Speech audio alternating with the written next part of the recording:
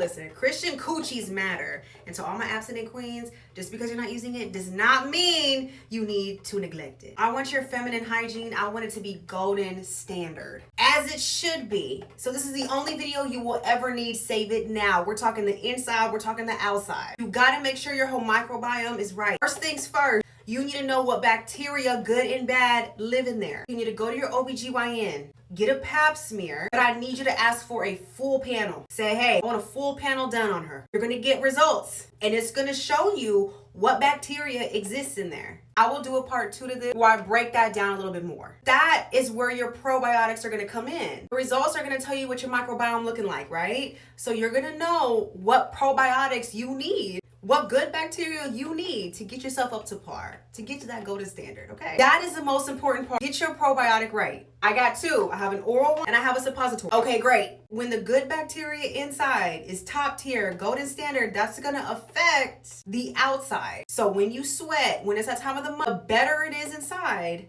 the better it's gonna be on the outside. Everything's all about pH balance. Even though we know it starts inside, this is how we continue to make the outside nice and clean, so you feel real good, real squeaky. I prefer to use a pH balancing feminine wash. PhD is my this feminine wash is my go-to. I'm not a fan of antibacterial soap down there, because then you also strip away your good bacteria. I think this is simple. Again, one product, one and done. Use this every day, you're good to go. When you come out the shower, right? We don't want to sweat. We don't want to do all that. Now, depending on how much hair you got going on down there is going to determine the next step. We're always going to dry her off, because if you do have some hair down there, if you have a lot of hair down there, you don't want all that moisture to stay down there, because that's what's going to contribute to odor. So you want to make sure that she is dry before you start your day.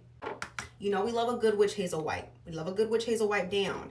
Me personally, because the inside is where it needs to be, because we make sure she's dry, and because we also take the extra step in making sure the outside is nice and pH balanced, I don't need to use witch hazel every single time. I will only use witch hazel if I'm letting that hair grow and not maintaining it, because what that witch hazel does is an extra step to help when it comes to the sweating. So yes, if it's a little hairier down there, as y'all know, get you a good old cotton pad. You just wipe the sides, you wipe the top.